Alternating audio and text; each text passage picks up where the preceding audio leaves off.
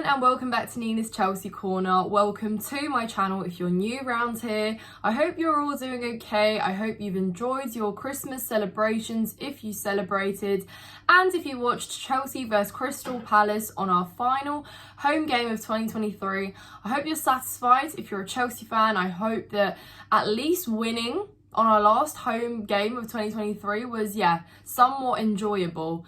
And for those of you who are rival fans, if you're Crystal Palace fans, well, just stay on to watch this match review if you would like to. Hit the thumbs up and as always, comment your thoughts. But before I get into the match review, I just wanted to say a huge thank you to every single one of you that have supported me, that have commented, that have been subscribing, that have liked my videos and have just said really nice things to me throughout this year, and have basically been on this journey since I started my channel in May. I've hit 3,000 subscribers on Christmas Day, so that was really nice. And again, as the year comes to an end, I just wanted to express my appreciation and gratitude towards you guys. I really appreciate you, and hopefully many more things to come in 2024, so stay tuned for that. But let's get straight into it, guys. So Chelsea beat Crystal Palace 2-1 at home. A penalty decision decided the game, gave us 3 points, and it was in fact a Noni Madueke from the spot. But before I get into the game, guys, let's talk about the actual setup, because again, we saw that obviously it was great to see Malo started, that we needed a fullback in that role. Obviously Levi Colwill was on the left again, and Ian Maatsen, who we know can play there, was on the wing. It was an interesting lineup, guys, but immediately I justified it with the fact that Nkunku's back and fit.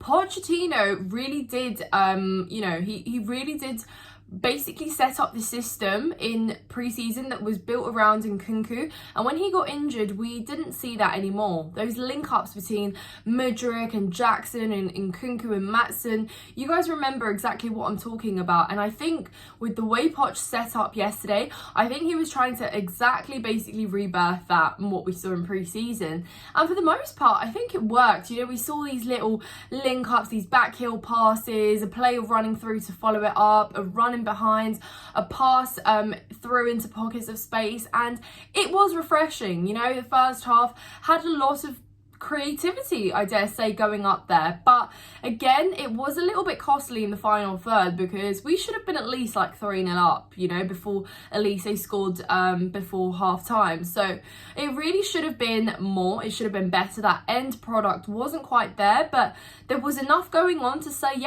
this is looking quite enjoyable, it's looking quite intriguing, see what happens.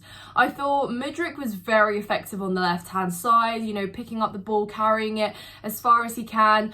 What's the word? He refrained from passing back a lot, which I really liked about Mudryk, because we have enough passes back in our team, okay? When we collect the ball in midfield, we never drive forward because everyone's static and behind the ball. Nobody is moving forward to offer anything, like any options moving forward. So we just pass backwards. And from where we see it, like on the outside of an opposition's box, it somehow ends up in our back line. But Mudryk decided to, attempt something, take on his man, and have really good link-ups there in the final third. So I was impressed with what I saw. And of course, very deservedly got his goal. And here I need to bring in Malo, who impressed so much, guys. I think you'll all agree that Malo deservedly man of the match. He was everywhere on that pitch. He was on the right, he was on the left.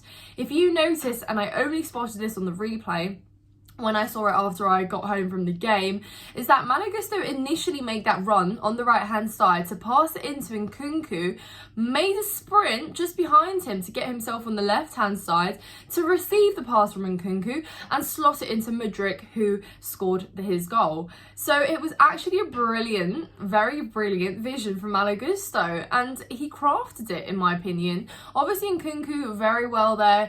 I can't remember which Palace player slipped, but Nkunku basically capitalised on that, made that pass in, and it was just a great sort of 1-2 play there.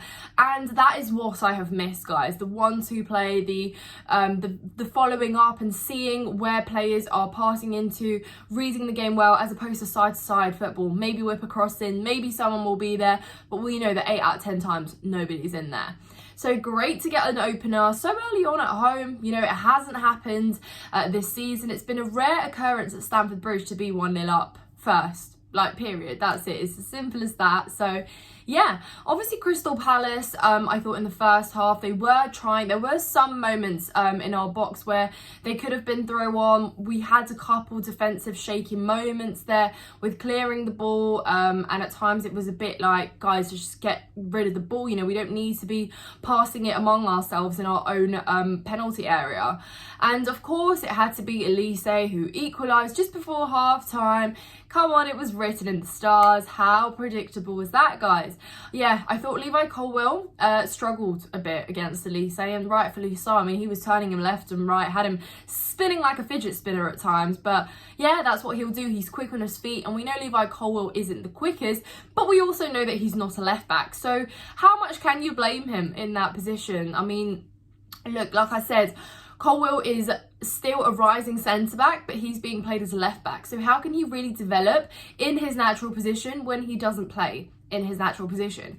And this is where you turn and point the finger at Pochettino, because he is the one that is setting him up to play there. But yeah, obviously levelled, and we thought it came from nothing, really, didn't it? A crossing, and that was it. It was easy as that. And we've seen it time and time again at Chelsea. You know, you've seen the script. If we're up, we can't really manage the game in a way where we can maintain a lead into the second half and kill the game off. So it had to be difficult, guys. And then going into the second half, we saw some interesting substitutions. I personally was not enjoying Nicholas Jackson's lack of finishing in the second half, guys, because just before he scored his offside goal, you all saw the chance he missed. No, like, come on, guys, which striker is missing that? Like, which striker? Name me one, because I just couldn't believe my eyes. That's why when he basically scored his offside goal after, I was still so furious, guys, with that I could hardly celebrate it. You know, like, it's just as simple as that, because Nicholas Jackson, it should never be coming to a point where we're having a penalty decision gift us the 3 points at home. You equally could have had us 2-1 up there. Just then and there. And then, you know, with the penalty, we could have killed the game off with a 2 goal difference of a comfortable lead. But yeah, didn't happen though. And I thought at times it looked like Breuer and Jackson were both on the wing. They were running down together and nobody was in the penalty area. So it's like, what are we doing here? You know, positionally unaware. I didn't think Breuer offered much, to be frankly honest with you. And I think at times, for a striker, he turns his back away from goal too many times. You know, I know Giroud did that at times and he did it very well, you know, turned his back, laid off a ball. But Breuer takes it far too to the end. He like takes it to the wing and then he's almost invited all the Palace players to get back into their positions defensively. And then we're stuck. Then we just have to pass it back into midfield and then try maybe switch it to the other side on the other flank. So yeah, a bit disappointing with the pair of them. Obviously, yeah, some of you will say Jackson wasn't terrible, but if we're judging off the last few games, then yeah, fair enough, he wasn't terrible, because again, as much as you want to blame Sterling, I'd blame Jackson equally for the recent couple drop points. So yeah, I mean, on that note, substitutions. Let's talk about substitutions, because they didn't quite make sense, did they, in the game? You know, obviously Malo was doing well on the right hand side. He basically brought in Nkunku. Before he subbed off Nkunku, he basically switched him over to the wing and put Gallagher in Nkunku's role, which I didn't think quite made sense. Then he came off 5 minutes after, so it's like, well, what was the point of that anyway? You know, then we set up quite defensively with some of the substitutions. Then we were kind of going in attack. Basically, I was struggling to work out what we were doing with the game. Like, the game management was a little bit unclear, you know? So I thought, we are doing well. Obviously, Ian Maatsen, in my opinion, had to come off because he was struggling. He was getting pushed off the ball. I think Crystal Palace had a lot of physicality in their team and Ian Maatsen just couldn't deal very well with it. And again, we're playing a left back in a wing role, and I get that he was played there at times in pre-season, but Premier League, just a different sort of intensity there, isn't it? So I think he struggled. It was the right call to bring him off. Obviously, Nkunku never would have played more than 60, 70 minutes. You know, it was his first start in the Premier League. So yeah, fair enough.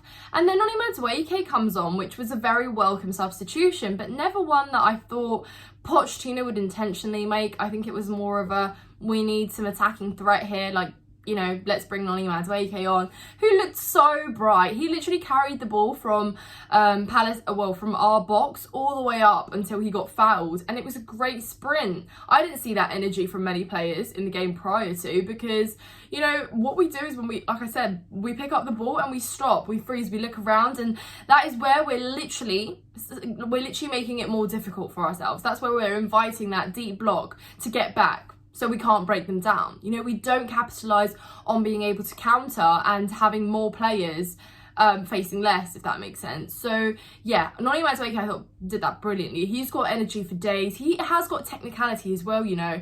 You call him a touchline winger, but I think he offers so much more, and he can take on his man. And I have literally been advocating for Mudryk and Madueke to start. I want to see them start together, you know, by the way.